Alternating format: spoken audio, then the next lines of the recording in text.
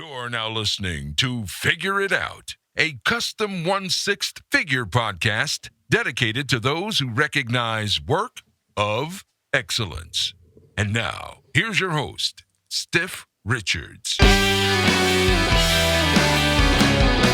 Hey guys! How's it going? Look at us again. We're doing this, huh? Oh! What up, everybody? Stiff Richards here, back again with episode number 2 of Figure It Out. Look at us. We're doing it. I'm really proud of myself. And I'm going to continue to do that intro until you guys tell me to stop it. Saturday night. I'm 34 years old. What better way to spend my Saturday evening than recording myself talking to a camera, sitting here talking about figures. We got a good friend of mine. He's actually already on the phone. He just hasn't said anything, but that's cool. We got to give you the intro first. Hold on. One of my greatest friends in this hobby. He goes by Mr. Robert Terrell, a.k.a. Anomaly682. And he's here. He's on the line right now. Robert, what's going on, buddy? How you doing? What up, man? Hey. Everything is all good, man. You just got to get that name right. 682, player. 682, Robert 682, or no, Anomaly682. Ever since we met, I've made fun of him because he doesn't look. If you ever seen him in real life, he's just a really buff dude with dreadlocks, and he doesn't look like he should refer to himself as an anomaly. I don't know. It's just maybe that's just me. But anyway, Saturday night, how you doing? How you feeling, buddy? What do you got going on? Hey, man, what's up, man? Happy to be here, man. Just spending my Saturday evening talking on the phone about some figs, man, because we got nothing else better to do. That's kind of sad. It's kind of sad, though, ain't it? I feel kind of weird. It is sad, man. It is sad, man. But it's all good, man. We'll get through this. Again, this is my good buddy Robert, aka Anomaly. I will put his link of his YouTube channel. He does YouTube videos, and his Instagram in the description below. He is a good friend and wonderful collector. He's got a wonderful collection. He's a big time horror guru. And would you like to tell the viewers or whatnot a little bit more about yourself? Yeah, basically, thanks again, Joe, for having me on the show. Again, Anomaly682. Basically, anomaly. A lot of people ask me, why the hell do you call yourself an anomaly? You think you're special? I'm like, no, I don't think I'm special, but I'll answer your question. And basically, anomaly just refers to a deviation. And in this hobby, I've always felt that I've been a little bit of a deviation from the norm. And we'll get into that a little later, but that's basically what that means. But anyway, I've been collecting 1/6, specifically horror. Did I say that right, Joe? Does that sound good? Yeah, it's horror. I've made fun of him since day one because he can't say horror right. He said horror. He's from Boston, and I want to kick him in the nuts every fucking time he says. He's like, I got a nice horror collection. I'm like, nah, dude, it's you don't, because it's called horror. It's not hard. It's only taken me 6 years to get it right. You still don't have it down, but we'll practice. We'll work on it. Fuck. But hopefully after this show, we'll figure that out. But yeah, man, that's basically, man. Like I said, I just been collecting, the 1/6 horror, and I've stayed in my lane, and just want to get on the show and tell people some of my thoughts and how I see things, and share some thoughts with Steph. How did you come across this beautiful hobby of ours, Robert? Basically, long story short, I was looking through YouTube, looking for some Myers figures because there was no mass-produced figures back then of Myers that were good, at least. We're talking 2014, early 2014, and I came across eBay and saw that you, my friend, were, you had a figure, a Ones Customs piece. I didn't even know who the hell Ones was, but I knew that was the shit to get. So you said I was selling one. Yeah, you were selling one. You were selling an RZ Myers, I believe, a DX or Deluxe, whatever that is. The DX Myers. That shit caught my eye, man. That shit caught my eye, and we did a little bit of wheeling and dealing, and next thing you know, I ended up buying it, and that was my first custom figure, and then pretty much the rest is history, man. So it was a Rob Zombie Myers, huh? And it was from Stiff Richards on eBay. Yep. And we did. I was like, who the hell is this guy named Stiff Richards? I mean, is this guy walking around with a stiffy or something? I was probably like, who's this nerdy little white boy, Anomaly 646? It's probably why I didn't fuck with you. But No, that's cool, man. Yeah. So you, as have I, started with the on the Ones Customs train. You still are riding the Ones Customs train pretty hard. Through the years, like we've talked about, I've seen a lot of collectors, start with the Ones Custom stuff, but then they kind of venture off and they go down different lanes and different paths, if you will, in the hobby. And you've always kind of stayed in your lane, sir. You've always collected strictly horror, and it's actually caused a lot of arguments between us, hasn't it, Rob? Yeah, it has, man. Mostly good arguments, healthy arguments that's taught me a lot, but nonetheless arguments, yeah. So for those of you watching, the number one argument that I would bring up to Rob all the time is, Rob, he collects strictly horror and strictly customs. He shares the same passion I do when it comes down to the handmade art aspect. The problem I have with just sticking in horror, there's so many amazing figures when it comes to the art aspect in the hobby. And I just cannot wrap my head around, being in the game, being in the hobby for as long as Rob has, and just sticking to one specific genre. Personally, it would bore the piss out of me. And, I see figures all the time. It's like, I'm not drooling over the characters all the time or the movie they're from, but the fact that they are what they are, and the artistic angle that they have is crazy to me. And I can never wrap my head around sticking to one genre. And not only that, but having, there's different levels to this shit, this collecting game, and we'll probably touch up with that.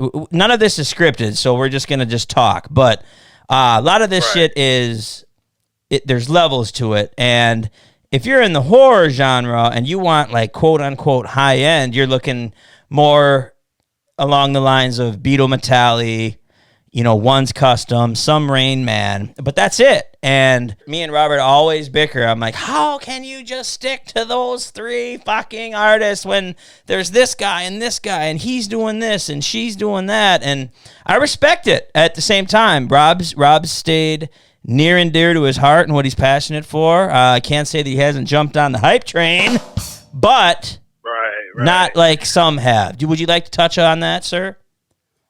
Yeah, you bring up, interesting argument, good point, and basically what it comes down to is me wanting to live in the current house that I live in, because the reality is that I appreciate all aspects of art, just like you do. It's just that, I feel like because I like so many things, I may as well just concentrate on things that I really, really want, and that's really the horror for me because of a lot of gay shit, like, memories, nostalgia, and childhood shit. So I'd rather just, unfortunately, I just got to be selective. So I'd rather I told myself, let me just focus on one genre because it's easier on the brain and I don't have to feel like I'm overwhelmed and that I have to get everything. And it's also a reason why I stopped collecting Hot Toys, is because there's so much shit that you can, find yourself, not collecting and actually being a hoarder.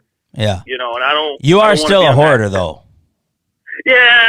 I don't like to sell too much, but in 2017 I did do a massive liquidation and kind of brought it down a little bit and kind of narrowed things down. But like the stuff that you collect, Joe, like some of the more higher end stuff from different genres and from some of the other higher end artists, like K John and some of the other guys, or Rain Man and a few others. I love all that shit. It's maybe one day, once I get a bigger man cave or something, or have a little bit more space, or the money's a little bit better, I can venture out into that realm. But for right now, it's just always been my mentality to just kind of keep it simpler. You would rather have 7 Jason Voorhees than 2 Jason Voorhees of your top 2 favorite films, and then maybe a Bill the Butcher, and then maybe like a Doc Holliday. You would rather have every Jason, which is fine. It's just, you can cover a lot more ground with, kind of spreading out that catalog. To go against your point here, just because I like to bicker. I like to stay under 25 figures just in case like something drastic happens where this hobby completely starts on fire and burns to the ground. I'm only 25 figures deep. But I only have 25 figures and I cover a lot more ground than you do. Can you tell me how you feel about that, sir? Tell me. Shoot. Well, you do. I mean, I can't definitely deny that. You definitely cover a lot of ground with just 25 figures, and your genres are really, really spread out. But one thing I will say though is one thing that I do pride myself on is two things. One is that, like you said initially, which you gave me credit for, is that I've stayed in my lane, because a lot of people, as we know, that come into the hobby, and we'll elaborate on this a little later, they come into the hobby, venturing or leaning towards the horror genre. And, there's a lot of good and bad things about that. And we'll get into that a little bit later.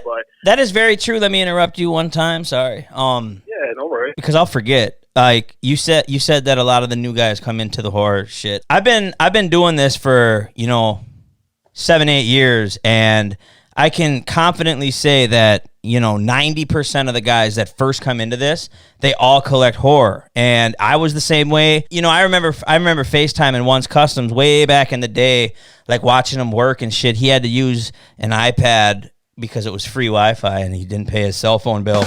But we would FaceTime, and I remember asking him who his favorite artist was. He said, "Oh, probably Rain Man, dude. He's amazing."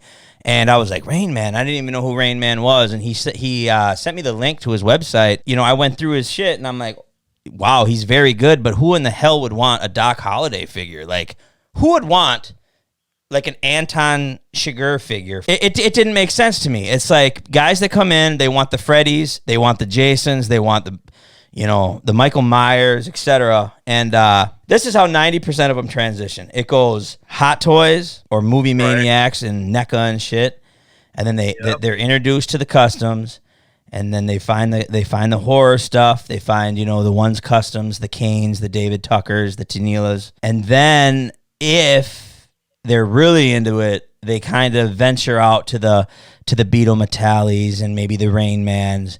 And then they eventually hit, the Rain Mans, the K Junes, and then, they start venturing off to the Hyun Kims and the other Korean artists and whatnot, and they fall in love with the actual artistic side of things. I myself have gotten to that very, very far point to where it kind of like, I'm not by any means wealthy.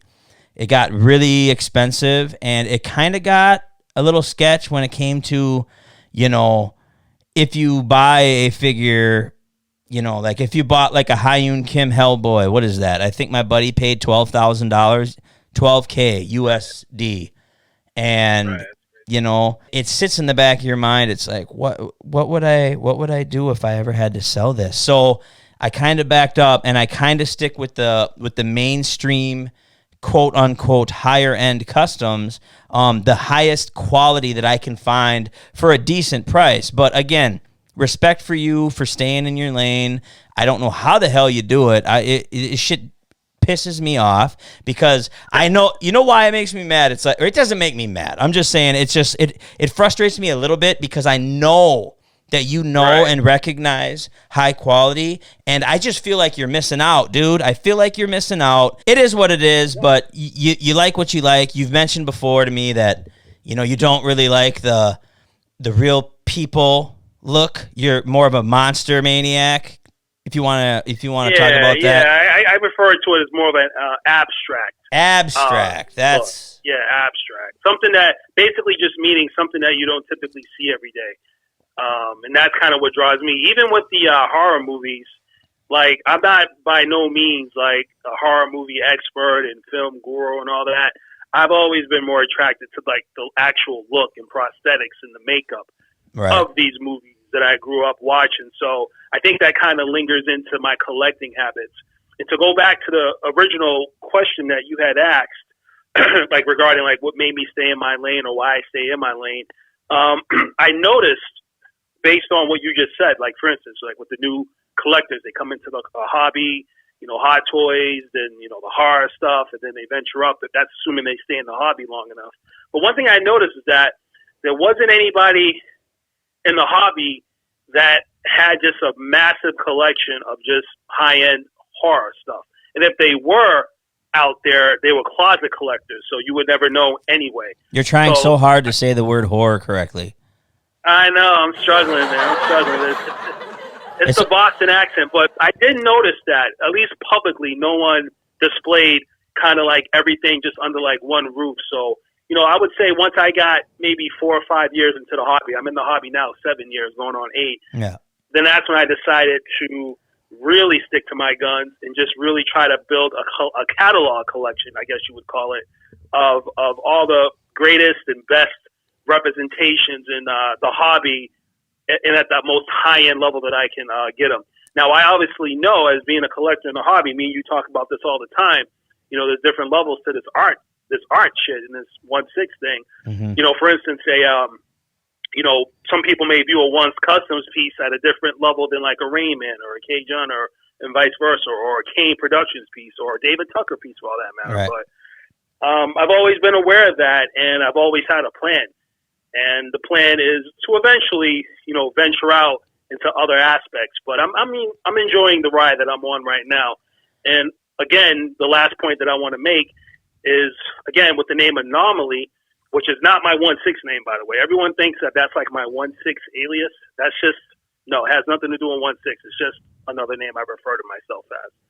But Anomaly. So I do pride myself in being that only person that I've seen, at least publicly, that is displaying with class and integrity a horror collection like the one that I have, because we all know the negative stereotypes and stigmas associated with people in horror. We talked about that. I don't know if we want to talk about it here, but we talked about it. Would you like to touch base on that? Would you like to talk about that a little bit there, Robert? Well, let's talk about. Let's be real. Let's just talk about it a little bit. I mean, this is the reality, and this may rub people off a certain way, but this is the reality, and it makes sense when you think about it. Like we said already, people that come into the hobby, 1/6 custom hobby, they typically venture into the horror sector. Horror. I did. Yes. Horror. Whatever. Just say whore, like a dirty like chick. Horror. There. Anyway, they come into that sector, and because it's the first sector that they come into, they don't know anything, and they're learning. That's very. So, go ahead. Mm-hmm. Nope, I was going to say that they're learning and they don't know anything, so they make a lot of mistakes, and they just go about. What I mean by mistakes is they may not display the figures correctly. If they get a custom figure, they may not know how to sell it correctly without, hurting the value or the integrity, or, putting a bad look on the artist. They may do things like bury it in their mother's backyard and for weathering.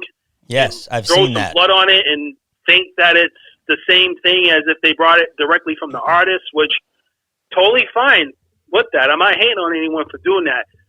But the problem is with doing that is that you create a lot of distortion and a lot of confusion with collectors, especially new collectors. And people start thinking that the figure that's in your mom's backyard, weathered for a month, is the same thing that's coming from one's customs. And right. That creates problems. It does. And being someone new, coming into a hobby that's already way oversaturated. First of all, Facebook. There's a million groups that, when I started, it was Sideshow Freaks, okay? And Sideshow Freaks was cool, and it was a little bit more intimidating for a new person because, you didn't know where that... Like, if you look at somebody's Facebook page, for example, you know their name, their real name for the most part, you know where they're from, you know what they look like, you know how old they are. In the Freaks forums, you just know their name, and you see how long they've been a freak, or if they're a super freak, and they were ranked. And when I first don't even sound right, but go on. Yeah, when I first came into the hobby, I was mad intimidated, and it was a lot more cutthroat because there was a lot less product. I remember showing my shit off to a few new guys, and they're like, "Who are you? Where the fuck did you come from? What are you gonna do with that figure?"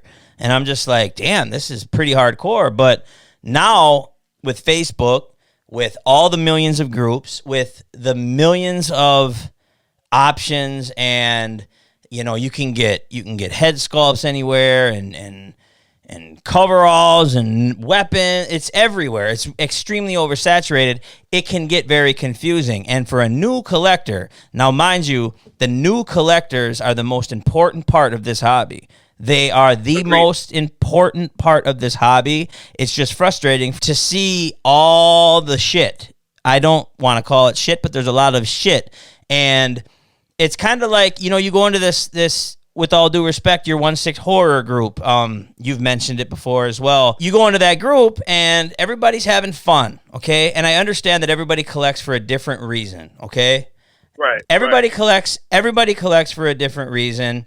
What makes them feel good is why they do this, obviously. I collect for a way different reason. The next guy does. Even you. We collect for different reasons. So I'm not knocking that. But it's frustrating when, okay, for example, I'm going to pull up real quick. I'm not going to say names. I'm going to pull up real quick a message that I received from a young man. I don't even know his name. Hold on a sec. All right, so can I have your advice? Well, first off, let me introduce myself, blah, blah, blah. Nice to meet you. I stalk your YouTube channel. I've been afraid to message you or any of the other higher-end collectors, but wanted to tell you that your podcast is sick, whatever. I just want some advice from a guy such as yourself. Okay. I've been wanting a Once Customs figure or something high-end, but I struggle saving money. I tend to give up and buy smaller pieces, and then he starts saying the smaller pieces. I don't want to name drop. He goes, it gets so frustrating and I get so blah, blah, blah, blah, blah. I feel like quitting. How do you save up the money without quitting? It's very confusing, blah, blah, blah. Okay, so basically he's saying exactly what we're talking about. New guys come in, they don't know where to go, they don't know who to talk to, they ask questions, and then I just need to say this because it really bothers me. So when you see somebody say, hey, I want a really good Michael Myers figure, where do I go to? And then you see somebody refer the person to the worst fucking possible Myers figure. Does that make you want to stick something sharp in your piss hole? Yeah, it does. Oh my God, it drives me nuts. It's like, hey guys, I'm brand new and I really love this hobby and I want a good Jason figure. Is anything for sale? And then 6 guys jump on and they have the gayest pile of shit possible. Right. And they're like, don't buy this or that. Don't go to Beto Metalli. You can make your own for $250. And what happens is these guys come in, they want a Once Customs figure, let's say, but can't justify spending $1,500 off the rip. So instead of buying something that they really want, they buy 3 $200 figures. And when they get those 3 $200 figures, they're cool about it, but they're not super stoked like they would have been if they just would have waited until they could save enough money to get the quote unquote real thing. Because guys, everybody knew watching, and Rob would 100% agree, I already know. But there's a huge difference between a custom figure and a kit bash. Would you agree? Oh, yeah. Huh? Absolutely. 100%. Okay, so if you are new to this and you are not heavily, quote unquote, invested, Rob, how much you got into this hobby? 100,000? 100,000. Yeah, 100,000. So that's crazy, right? When you have $100,000 into this hobby, obviously there's a lot of politics that you talk about. Obviously you've been doing it for a long time. There's a lot of discussions you've had.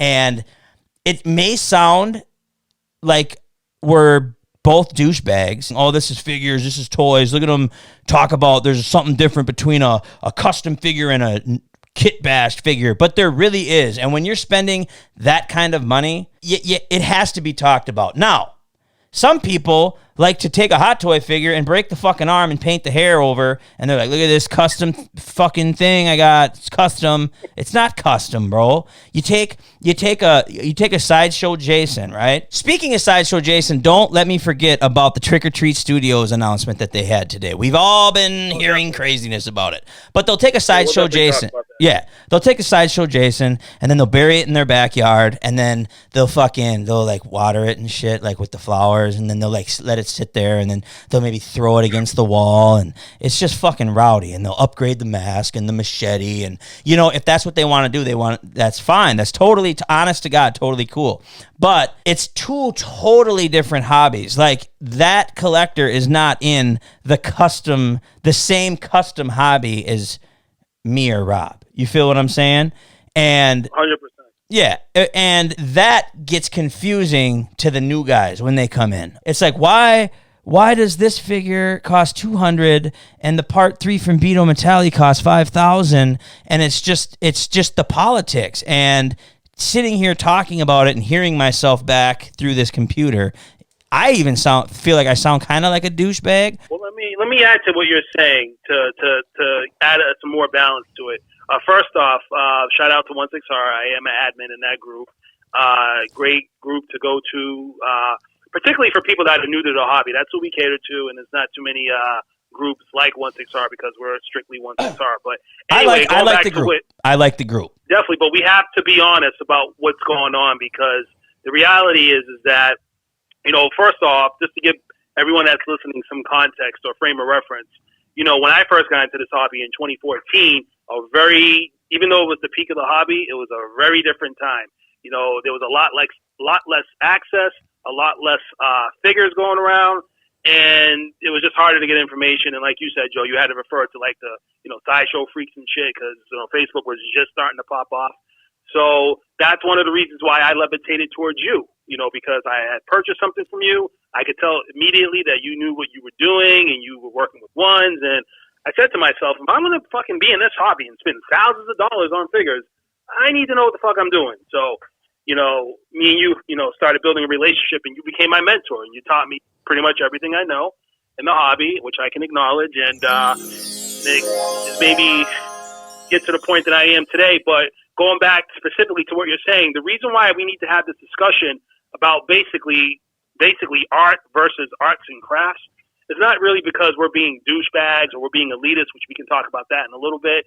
It's just for the simple fact that if you're in this hobby, in the 1/6 custom hobby, it should be to, one, protect the hobby, and two, to participate. And you can't protect the hobby if no hobby exists, and you can't buy anything in the hobby or support the hobby if artists don't make anything, or if they can't make anything because they can't make a living.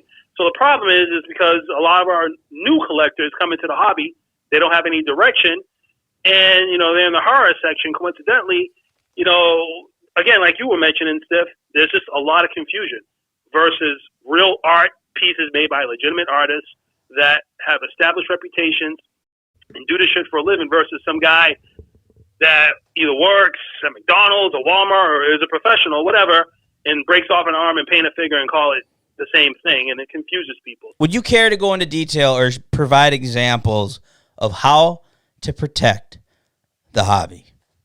Protect the integrity, if you will. Sure. So first and foremost, I think the best thing that I could recommend for anyone that's interested in trying to protect this hobby so artists can make a legitimate living in doing this shit so we can all participate is, one, first and foremost, is educating yourself. Right. Try to educate yourself what, real custom art is versus like the shit that you do at home, arts and crafts, or for your friends and family, or even for your own enjoyment. You want to educate yourself, but you also want to establish goals. You want to ask yourself, okay, why am I collecting? What is my purpose here? What am I doing? Right. I know with me in particular, my goal was to collect custom figures and deviate from the non-custom, because there's just an appeal that I have about having something that's rare and that's custom and handmade. There's just a certain appeal that appeals to me.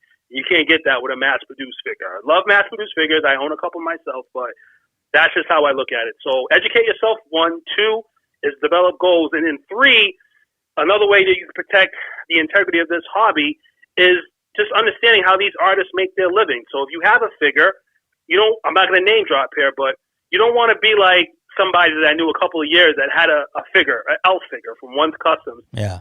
And literally posted it every single day and bumped the thread post every single day, harassing people to buy it, lowering the price over and over again for a year straight, because it's a really bad look.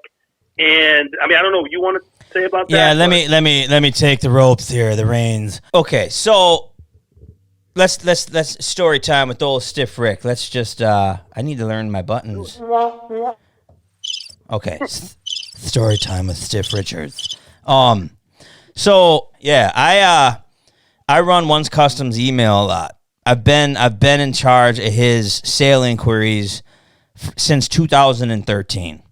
With that being said, I see a lot of the emails he gets. Now, One's Customs, this is just an example of quote-unquote protecting the integrity of this hobby. One's Customs did an elf figure. That little furry guy, I'll put a picture up here. This is Elf from One's Customs. Now, when he first released pictures of this, literally the fucking internet stopped. Like, I had to refresh. I had to literally delete my Facebook fucking app, bro. Like, I was pissed. I was like, it was probably because I have AT&T and I'm a pile of shit. But, like, I got literally 250 PMs in 24 hours about Elf. Everybody wanted Elf. Like, it was constant messages. And all it took, guys, new guys watching, all it took is one person. Again, I'm not name bashing. I don't even fucking remember who it was, but he posted it for sale. It was a guy that, like to sell.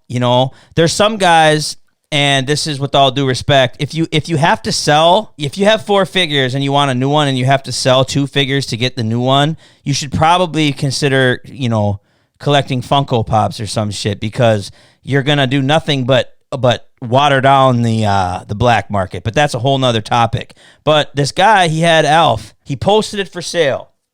Fine. Everything's fine. Always PM me for price. You don't need to tell people what these things are going for. You don't, because whatever you sell a figure for, because this is so custom made, that's what that figure will go for. So literally, if I had, let's just say, what's your favorite figure right now, Rob? Part 7, Jason. So Part 7 Jason from One's Customs. Now, if I take my Part 7 and I list it for sale for $8,000 and it sells, that's what the version that I have, that's what that is technically worth. If I sell it for $250, that's what the fucking thing is worth. So you're not only shitting on the artist's toes, you're shitting on the collectors that have it, you're shitting on the people that are looking for it. So everything's fucked up. But backing up here, this guy posted Elf for sale. He got really, really desperate.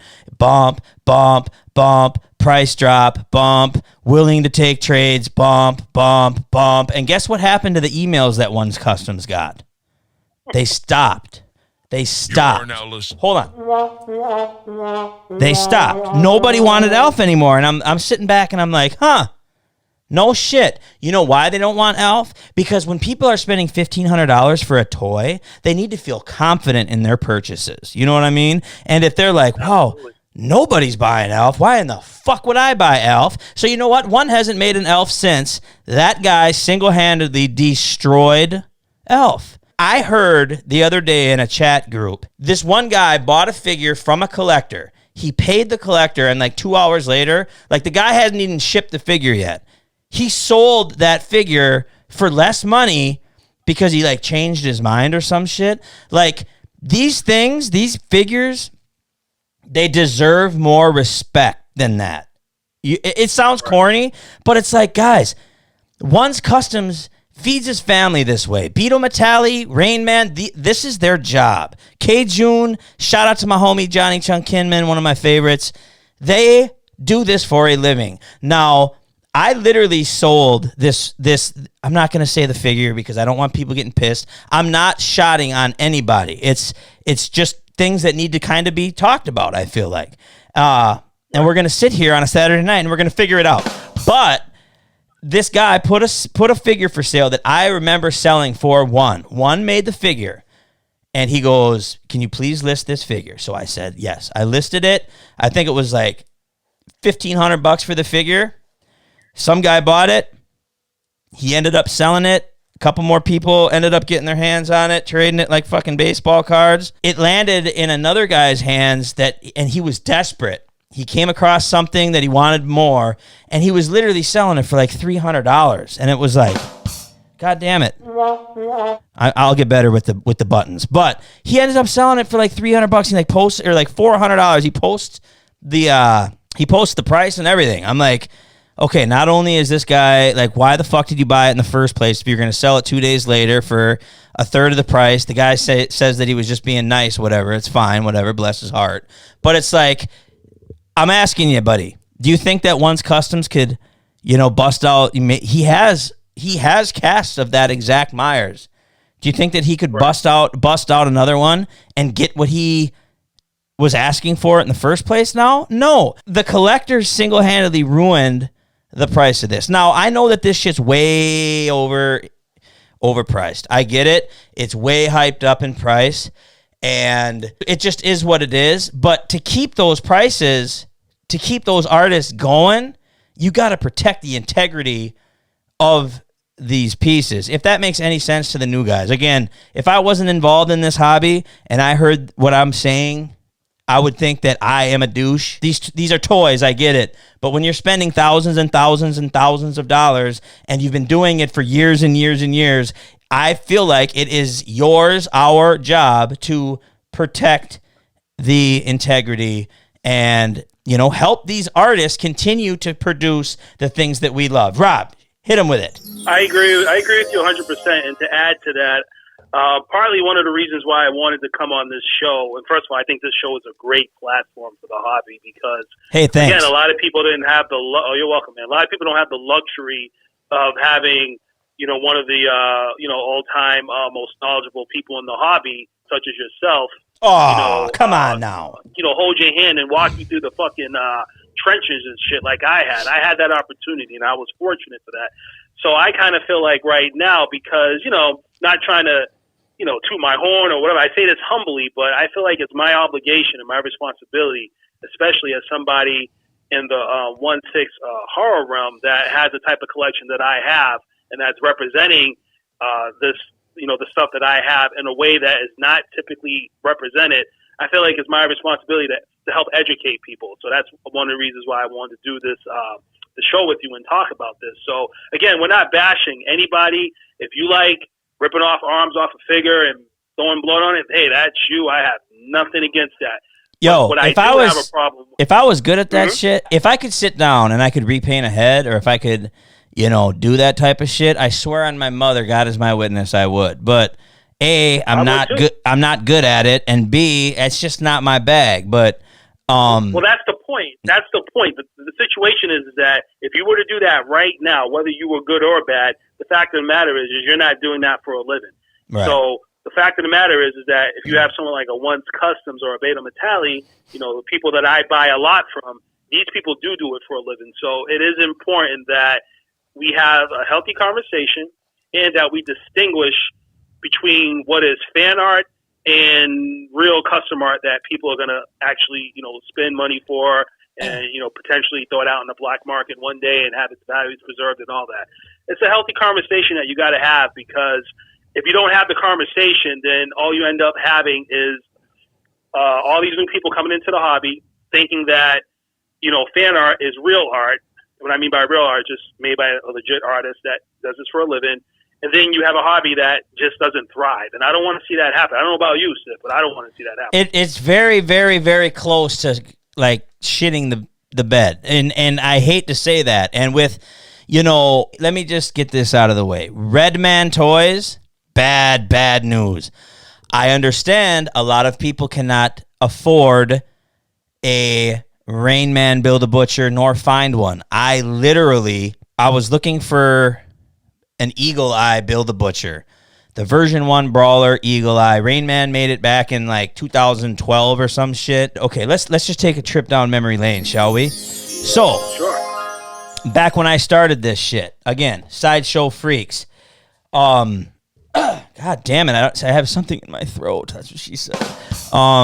I started on Sideshow Freaks, and I saw how cutthroat it was, and that was very intriguing to me. Pure cutthroat, but if you wanted a good figure, you had to buy Rain Man, and nobody knew who Rain Man was. Dude, people thought that Rain Man made the clothes. Rain Man made, like all of it. Like, it was just a Rain Man figure. Rain Man didn't have a Facebook account, an Instagram, nothing. It was like Rain Man. He came out on Sideshow Freaks once in a while, and he would post whips of what he's working on. And I remember he would say, March 22nd, 8 p.m., Willy Wonka, dun, dun, dun. It was like, I got to get a dun, dun, dun button. But people were like, oh, my God. And I literally, dude, I remember I took off work. I took work off. I had my wife take off work. My brother would come over. My buddies would come over. They would all bring their laptops. Like we would practice over.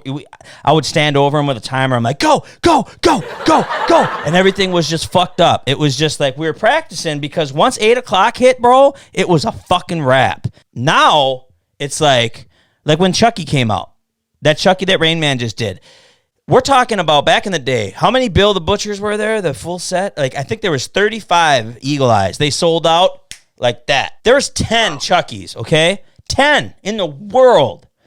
And it took like 3 days. It took 3 days to sell out. All the new guys, they're so used to all the options.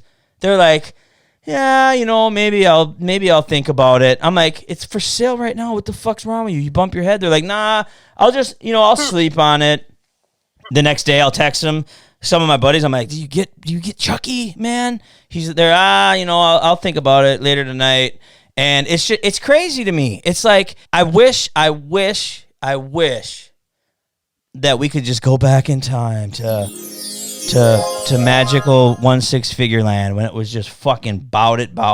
It sucks that it's not, exciting like that anymore. And that's why I'm kind of doing this podcast thing and shit, so we could, sit and have a platform. A lot of new collectors don't know anything about that, man.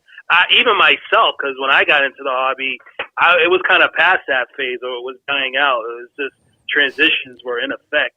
I was at the peak of the hobby, and a lot of these new collectors, we call new wave collectors, because they never had to deal with that, and they, like you said, they have all types of options at their disposal, including Red Man toys. Oh man, like, yo, I don't mean to interrupt. I know that some people cannot afford the Rain Man shit. Okay, like if you wanted to build a Butcher right now in Eagle Eye, you're looking at about $4,500 US. Okay, that's just what it is, and they have a Red Man version on eBay right now for $150 or some shit.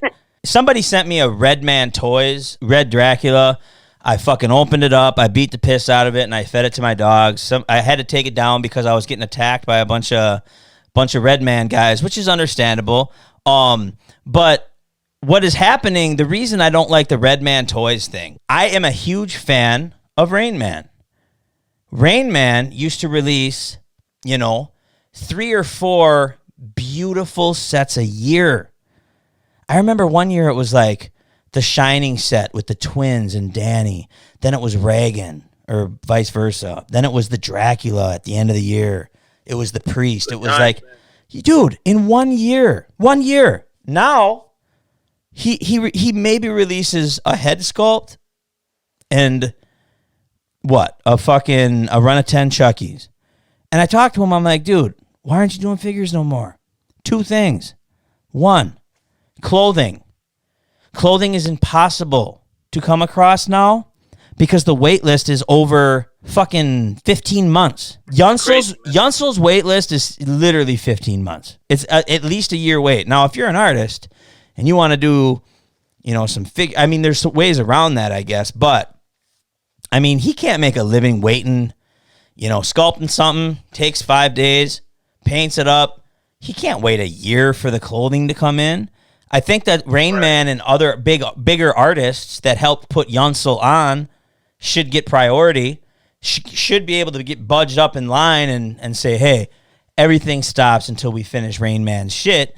But it's not like that. And that all goes back to the oversaturation shit. It's so many people. A new guy can come in tomorrow and say, damn, where are those clothes? Where were those clothes made? People are like, oh, just email Yunsel. She'll just sign yourself up. And a brand new person, as long as you got money talks, bullshit walks. You got the money, you can get enough people going. There you go. Yep. And then you got collectors that are doing re-release. And Yunsel, they're Tory Box, they're a business. They're made to make money. They don't give a fuck how limited your figures are.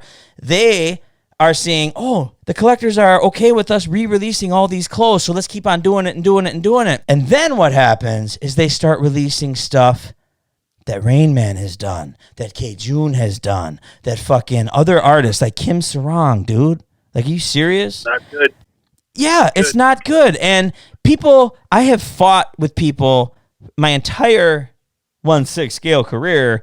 I came out super hot, blazing. I was kind of egged on by by a couple close buddies in the hobby. They're like, yeah, dude, fuck yeah, tell them. And I kind of like fell down that road where I was just a dick just to be a dick because I felt like it was like almost a cool thing. But I would fight these people.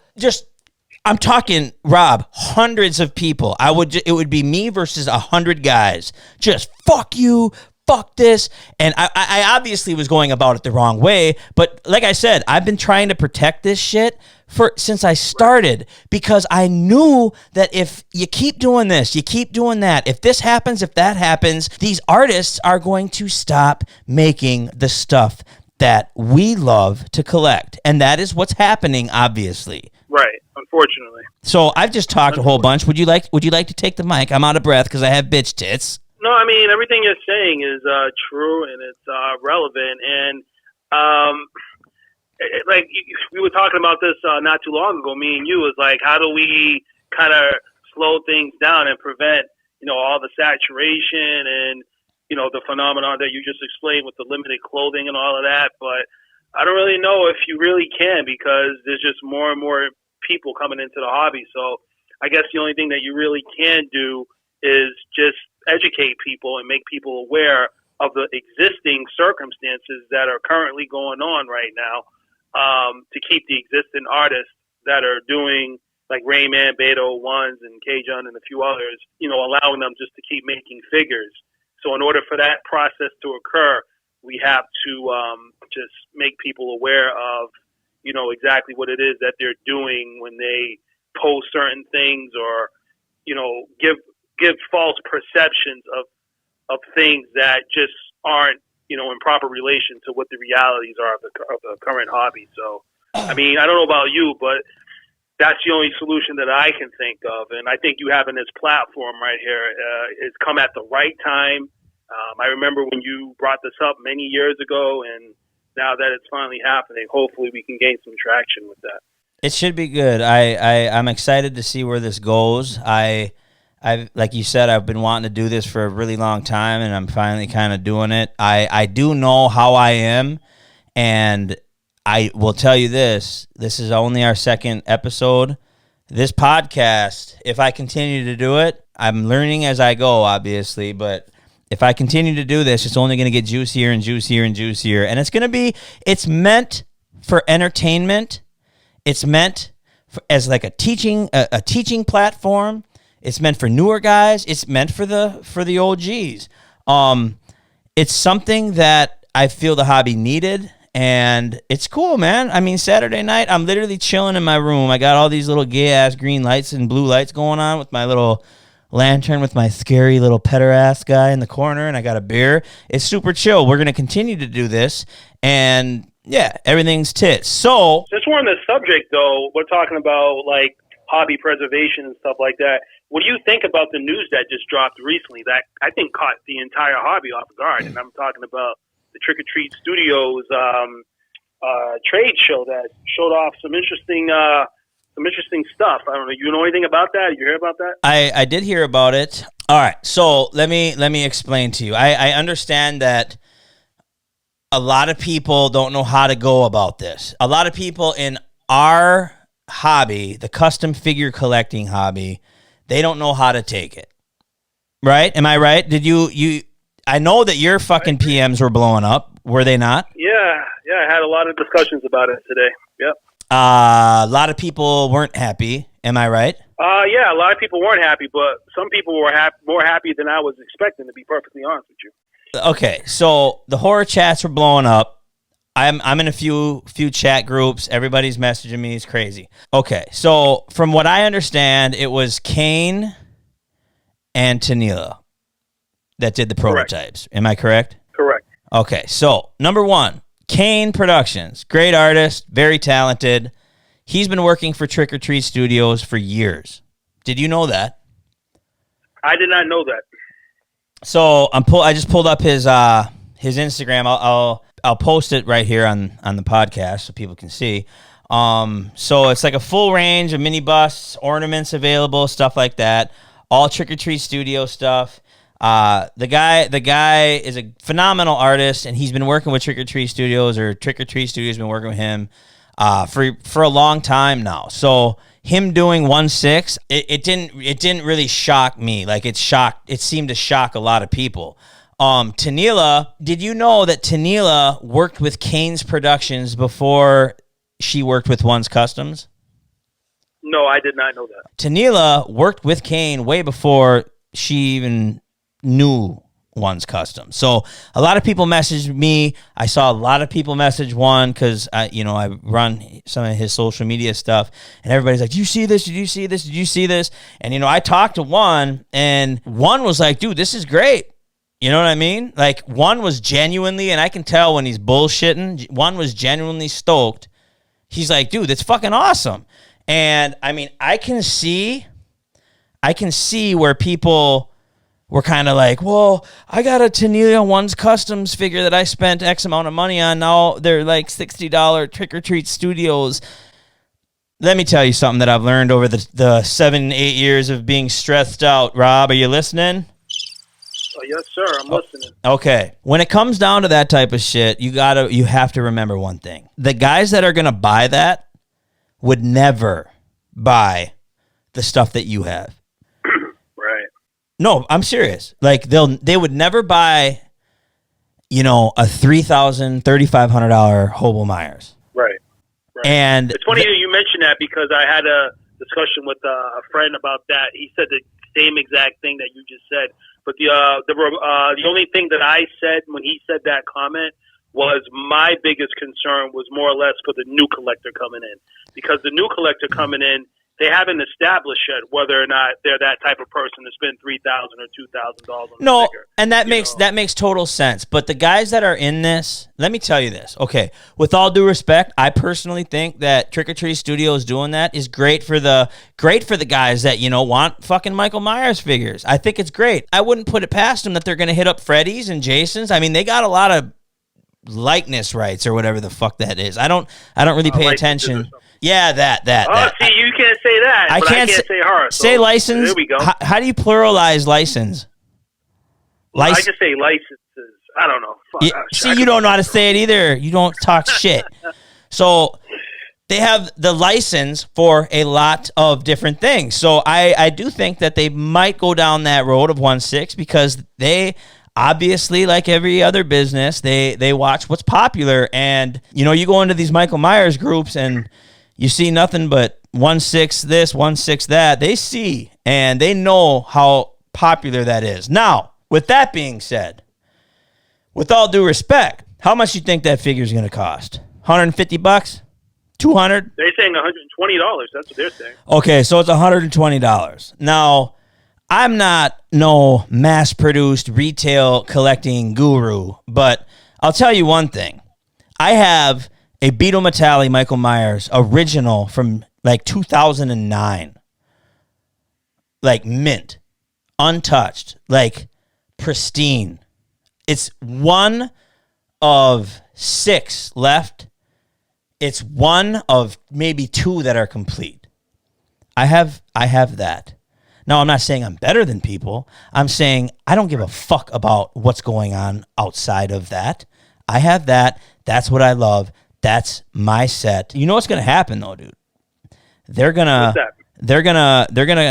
see the sculpted hair. Do you think that it's going to look like the prototypes?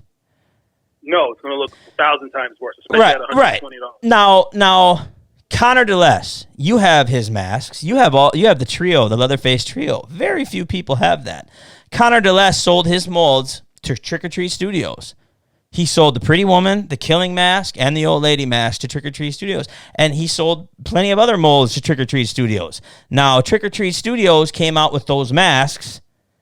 The Killing, the Pretty Woman, the prototypes and shit looked fire. Have you ever seen those masks in person? Or not in person, but like from a collector's picture like that they would post. Have you ever seen the Connor DeLess Trick or Treat Studios masks?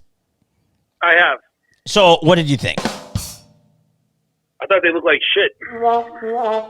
So now I'm not trying to come up on this bitch and talk shit because, guys are excited right now. But do you remember how excited they fucking were when, so I have the Rain Man, iMini-Me / Silent Surfer / Robbie the Painter, Robbie Jones, Hannibal Lecter, as do you, right? Right. Do you remember when, I think it was Blitzway that announced that they were doing... Yep.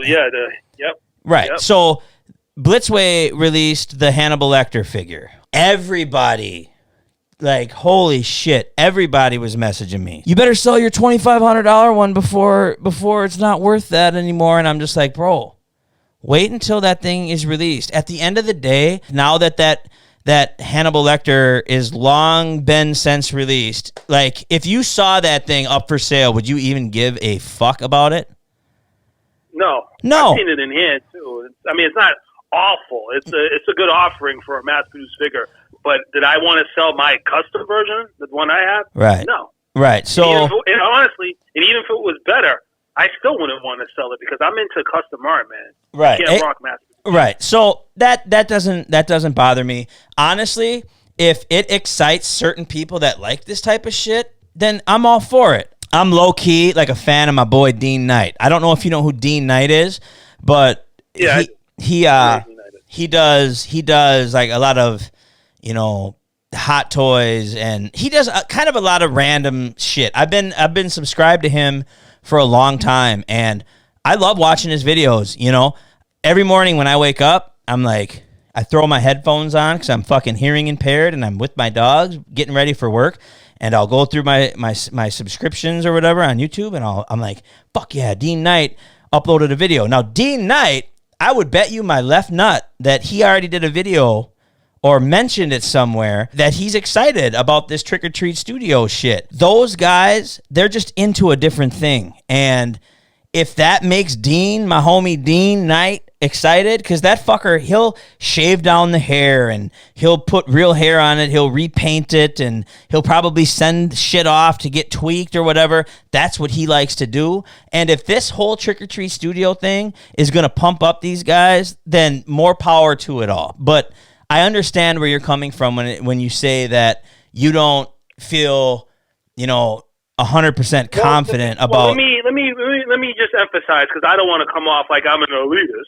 No. I'm the most elite motherfucker possible. You're an elitist too, but people say elitist. I don't. For the record, anybody watching, if you call me an elitist, that's like a compliment. It's like, okay, elite, yes. Don't you have male thongs that say like elitist and shit? Dude, I got. Or is it a hoodie? I got merch that I got new merch dropping straight up.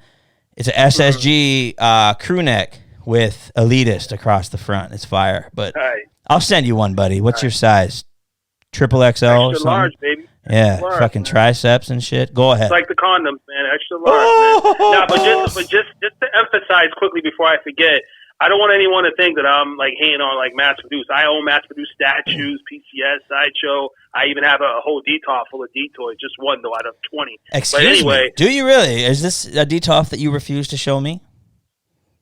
Yes, honey. Yeah, I'm kind of ashamed to show you, but I do have one DTOF that's full of just Batman and Terminator hot toys. Dude, I really want the 66 Batman and Robin. So anybody watching, if you want to send me the 66 Batman and Robin, I want the 89, man. Oh, dude, I would like it too, man. Like seriously, the older I get and the more kind of relaxed, chill road I'm taking, just trying to sit back and really thoroughly enjoy this shit, I'm starting to like Hot Toys.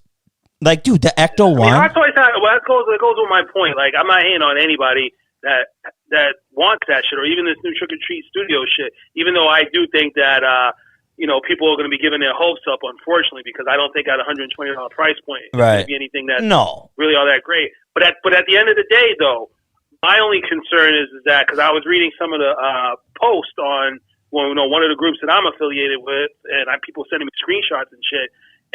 But when people start comparing a $120 figure to a $2,000 custom, it'll happen. That's kind of like where the problems arise. Like, okay, if you like the $120 figure, that's cool. No hate. Hey, that's cool. But don't make it seem like that $120 figure is on the same planet or even in the same hobby. No, it is not the same hobby. That's what I was saying a little earlier. The Hot Toys community, the guys that like to kind of just do their own thing, they're not Right. in that same hobby as we are. And Right. people But they think they do sometimes. Some of them think they do. Not all of them. You know, it's refreshing when people actually know what hobby they're in or what sector. Like, for instance, I'm a horror collector. I know the sector that I'm in. I know a lot about it, and I don't pretend like I'm a collector like you. You collect. No. Hold on a second. Hold up. You are in the hobby that I'm in, bro. We're in the same hobby, dude. Like, No. We're in the same hobby, but what I'm referring to is the level. There's levels to this stuff. I mean, like, I'm not gonna lie. There's a little bit of a difference between your Bill the Butcher, figure that you have, and maybe like what I saw the double piece, or even like the one you just got, the Plainview. right. There's a little bit of difference between that and like fucking Leatherface, which I love, or something from Beta Mentality, like a Beetlejuice. Right. They're both art, they're both great, but we gotta be realistic. There's a certain level, so that's what I'm referring to. We're definitely in the same hobby, but there's just different levels to it, and I don't pretend like that I collect in that particular sector, even though it's the same hobby. So it's the same thing with people that have Hot Toys or whatever. Like, as long as you know what you have and what your lane you're in, then that's cool, because you're not distorting things, you're not confusing people, you're not making people think that a $120 figure is the same thing as a full Beetle Metallic release. Dude, when those Trigger Tree Studio fucking figures release, bro, your group 16 Horror is going to be flooded, homie. Oh, yeah, I believe that. And again, I believe that not to knock my own group. It's just, again, a lot of people that come into this 16 custom hobby, that's what not even custom hobby, just the 16 hobby in general. Hey, they're gonna flock to the heart, and you're gonna see a lot of that. You think someone in SSG will post one? I would be surprised. Will you fucking bump your head, bro? Let's talk about that. Hold on. Let's be realistic. Okay. Well, you don't think someone? so? You Hold up. You thinking that? Someone did in fact post it, but it was kind of like as a joke, and right. It's We just gotta be realistic here. We're just being the latest. We're question- just being the coolest toy collector here. I'm cooler We gotta be than realistic everyone. here. Go. There's a different type of collector that is an SSG, your group, versus my group. My group is more tailored toward new people. Bro, So new people, you're gonna see that type of being in that group though, being in 16 Horror is I'll be real, it's fucking refreshing as fuck. It's like when you see 6 Scale Grails posts, it's the K June one-offs, the Rain Man one-offs, Jesus, I saw the devil, maybe a random one's customs, a random, there's some Beetle Metallic shit. But like going into 16 Horror and some of these other groups, some of the shit just makes you fucking hype. Like, I don't know what it is. It's like I kind of feed off the energy of some of these new guys that are just fucking throwing their Sideshow Jasons in their backyard pool for a little weathering effect, and I'm just like, huh. So I don't know. It's a weird. I can't really explain it, but it is a refreshing feeling going into a group and having the guys not know me, what I have, what I've done in the past. Right. And just seeing the pure excitement. The fuckers are excited. It is refreshing. It is refreshing, and I'm glad to be a part of it. And hopefully, people can learn from my example, because again, I feel like it's my responsibility and obligation to try to give back to people, especially the new collectors. Yeah. And share some of the information. And I've tried to over the years teach people, and my problem is I get so passionate. I'm a very passionate person, and I'm hearing impaired, so I yell really like a lot. Like I yell. So when I'm trying to explain something, I'm like, "Hey!" I'm like, "Look at this fucking guy!" And I'm just like, everybody just thinks I'm a complete maniac. So, I have tried to teach people, and it's worked with a few of you guys. I've taught a few people, like my good buddy Lance and my good buddy Jason and my good buddy Tim, and you. I've taught you, and you've taught others, and we need to just continue the polite discussions that we are having right now, so people that are that are just getting into this can listen to and they can relate to, and they can maybe learn a thing or two from the old heads. Absolutely, So man. I don't know, dude. Well said. I don't think that Trick or Treat Studios thing is going to have much of an effect on your guys, but I'm excited that, you know, they're actually doing something like that, because I don't think that, you know, a big company will ever really take that shit on. It's kind of like, dude, the part 3 Jason sideshow. I remember that, Right. bro. Let me tell you. I remember when the prototype was shown for that. Do you remember that shit?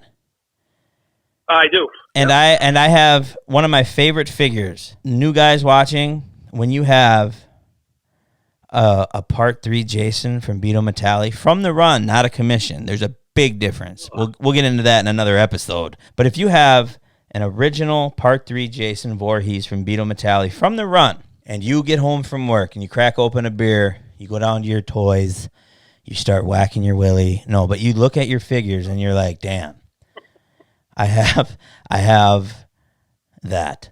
I own that. It's like a weird feeling that maybe I'm one of the only guys that get it. It's a feeling of... Actually, I want to add to that, man, because this is the one reason why I've always said to you, and me and you battled about this in the past, but I think me and you are more in alignment now. But I mean when I'm about to say this. Like, you know, back in the day, I used to always say, I don't give a fuck if I woke up tomorrow, my figures were worth zero. And partly the reason why I still feel like that to this day, straight up, is exactly for what you just said. I can't think of anything in my life, besides my family, obviously, but I'm talking about like material things. I can't think of any material, not cars, not houses, nothing that I can look at every single day since day one, which has been 7 years in this hobby now. Every time I look at my figures in my man cave, I'm fucking happy and I just smile. That's what it's about, my brother. And that's why can you put a price on that? You can't. I mean, let's think about it. What can you actually buy in life that provides that type of genuine enjoyment? A part 3, a part 3 Beetle Metalli Jason with the barn base. Exactly. So that's why the hobby for me is. I mean, I've been doing this shit for 20 years. You know, not 1/6, but right. like, you know, since '99, like the 7-inch figures and shit. So, I mean, so you take all that time into consideration. Nothing's changed with me. Like, it's going to keep going and going and going, because I just don't think you can put a price on going downstairs, and in your case, whacking the willy and looking at your part 3 Jason. And that's what I want every new guy that's coming into this that feels that passion at first. I want that passion to burn inside them, and I want them to get to that level, and I don't want them to get discouraged and to start fucking buying Trick or Treat Studio Michael Myers, bro. That's all I'm saying. Because listen, back to the part 3 Jason. When Sideshow released those prototypes, I'm telling you, I got 100 messages. I literally probably got 150. Everybody. Well, there goes your fucking Beetle Jason. You know what I mean? It's like, right. Okay. Let me ask you this. Did the Sideshow Jason, part 3 Jason, affect Beetle Metalli's at all? No. Zero bit. Not even in the slightest. If anything, it made it more valuable. So, for those of you listening that have messaged me today about the Trick or Treat Studios figure release, for those of you who are worried about it, do not be. Even the prototypes look mad sketch. I mean, you get what you pay for in this hobby. I mean, I can't stress to you enough. Like, people, are you laughing or wheezing? I'm laughing, man. Yeah, I'm sorry, man. You said that prototypes look sketch. I don't know why I'm laughing. But yeah, go on, my bad. Dude, I'm just saying, like, people that get discouraged with this shit, some of them get aggressive. It's kind of funny. It's entertaining. They're like, you fucking idiot, you stupid dick head. You fucking paid $4,000 for a figure. Let me explain to you something. And you know this, Rob. We buy inflated, rare, quote unquote, art pieces. Now, Yes, sir. I'm not better than anybody. It's just what I am into. But I'm going to tell you this. I've fucking snapped on kids in the past. Like, people would literally message me, dude. I would post my figure collection on other Facebook groups, and people would message me, and they would be like, you fucking dumbass. They're like, you stupid asshole. Why would you spend that much money on a fucking toy? And I'd be like, what are you yelling for? But these guys would like literally like bash the shit out of me. So my dumb ass fell for it. And I would get on the voicemail, bro. And I'd be like, listen here, you fucking dickhead. I'm like, I could fucking kick your ass. And like, I would just be sending all these violent voicemails and shit. So what people did was, one guy, he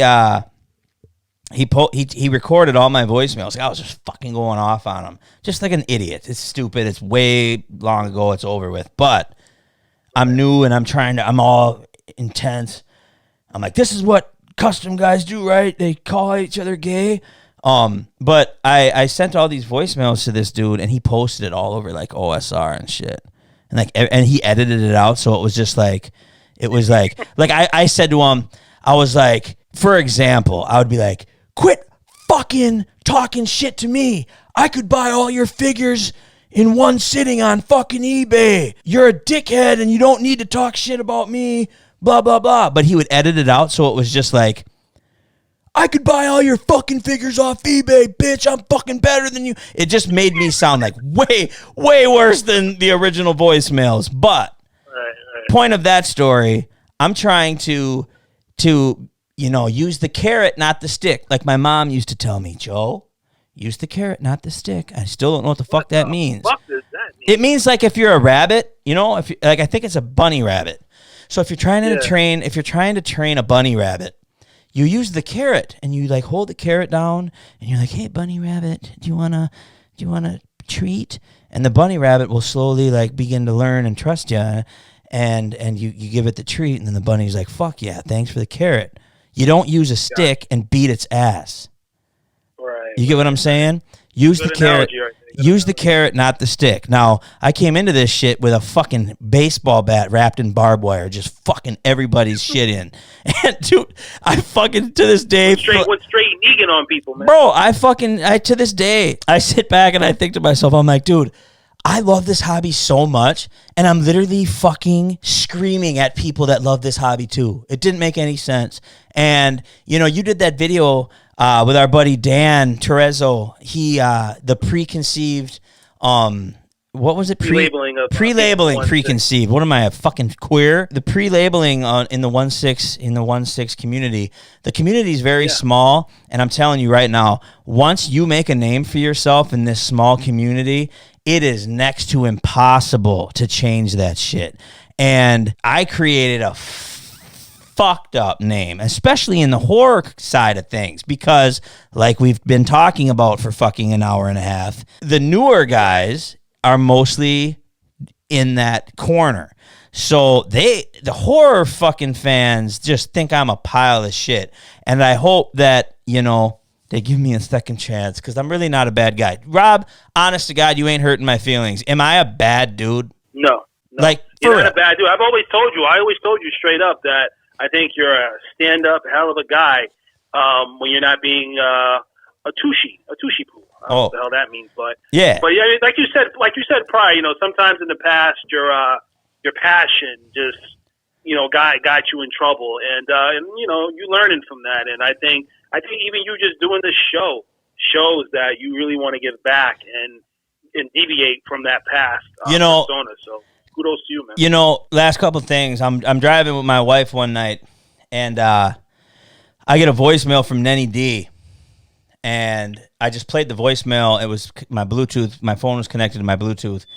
Nenny D's like, "What's up, motherfuckers?" and whatever. And she goes, "Where is he from?" And then I showed her like a clip from Dean, or a clip from Clipper King, or a clip from Paul or Tim, and everybody's from different sides of the world, and from somebody who, like, we're used to it being in this hobby, but like for someone like my wife, or someone that doesn't talk to people outside of the state they live in, it's very very crazy to think about.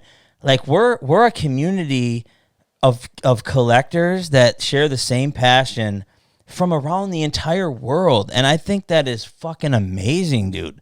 Like, I know more people outside of the United States in this hobby than I do in the U.S. I mean, it's just crazy about, Italy and, Finland and Australia and the UK, and it's crazy. We got South Korea. We got it's a cool hobby, and we just got to keep it moving. We got to keep trying to educate the new guys. If they're just not about that life, that's cool too. But at the end of the day, I genuinely have a passion for this and a love for this, and we just got to keep it moving, man. We got to continue to give back and hold everybody's hand and maybe their wieners and try to have fun. If you want to do the wiener, that's okay. All right. So, real last couple things I wanted to talk about, because I have to edit this, and that makes me want to start slamming sharp things in my eye. What is your favorite figure right now, and why?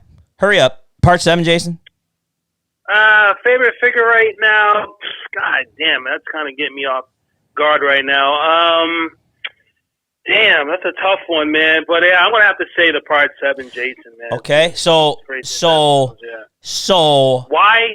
Yeah. Well, I say why because the Part 7 Jason is the reason why I got into this hobby, man. Really? Literally, legit. That's the figure that I literally was looking for something online, knowing that I wasn't going to find it, and the only thing that I found was that 18-inch NECA Part 7 Jason that had the fucking voice shit on it if you hit the button. And my brother brought it for me for my birthday, and even though I loved it, I was disappointed because I wanted something better than that. But I just didn't know at the time that this 1/6 shit existed. Right. So when I got into the 1/6 hobby and saw that, oh my God, this is exactly what I was looking for. So I have it to this day. Do you really? I do. Where is it in your non-showing Stiff Richards detolf? Yep, it's in the closet, just like a lot of shit that you have right now. Ooh, is that a gay joke? Yeah. Okay, I like gay jokes. By the way, anybody watching, Stiff Richards is Can I real quick, and then I'm gonna let you go. It is Saturday. My wife's upstairs with her friends drinking wine and shit. I want to get fucked up. You feel me? Oh. Okay, so Stiff Richards, how I got my name. Once Customs. I'm talking to him. We're figuring out. Do you even know how I got my name? You told me before, but I don't exactly. But you don't remember. You don't care about it. I don't care either. But Once Custom goes. One's like, dude, you need an alias, like a fake name. You know that, right? And I'm like, why? He goes, dude, you're gonna be, because this is when me and One decided this is how we're gonna. One's name was fucking trash when I first met him. His business didn't have direction. And, I spent so much time getting his ass back in, obviously his work speaks volumes, but trying to get him out of the rut he was in was fucking rowdy. And I ain't going to get into detail. But anyway, he goes, dude, you're going to need an alias name. And I'm like, why? He's like, do you realize that you're dealing with hundreds of grown men that collect toys? And I'm like, yeah, what's the point? He's like, dude, I'm just saying, mind you, I was brand new. He goes, there's some sketchy people. This was before Facebook and shit. Facebook existed, but we didn't have Facebook groups. So he's like, you need to come up with a fake name so people don't know your real name and they start harassing you and shit. Right. So I'm like, dude, there's no way I'm not doing that. That's fucking really stressful. He goes, dude, just pick one. So I went to Google and I looked up gay porn site. Oh my God. So gay porn site. So I Googled gay porn site. And if you Google right now, I know some of you fuckers watching are going to do it. Google Stiff Richards or some shit, and you're going to see this fucking big-ass black dude. I think it's a black dude. Oh, and he's like all full of leather and shit with like a mask on, and he's got like a fucking apple in his mouth with like holding onto his nuts. It's fucking rowdy. So I send one the website Stiff Richards or some shit, and the rest is history. The rest is history. That's funny. Stiff Richards came from a gay porn site. So holla at your boy. Anyway, let's. Thanks for sharing that. I won't forget this time. Yeah. So everybody knows now. So do you have anything else that you wanted to add before we kind of wrap this up, or? Only thing I want to add is, again, I just want to thank you for having me on the show. I enjoyed the conversation. Hopefully, people will get something out of this. To the veterans that are listening to this or that are still listening or whatever, you probably know all this stuff already, but for the new guys, I hope this helps you guys out, and thanks for having me on. You heard it here. Anomaly682. Thank you so much for spending, 2 hours of your night talking about toys. All right, so I thought I just stopped recording and it all erased, but it didn't. And if it would have, I swear to God, I would have fucking whipped this fucking piece of shit out the window. But anyway, thank you guys for watching. Please look down in the description right now. I'm going to have Rob's YouTube, his Instagram, my Instagram. Give it a follow. Thumb up this video if you liked it, or thumb it down. It works the same way. Thanks again, Rob, for joining me. And Thank you. until next time, guys, we're out. Have a good night, guys.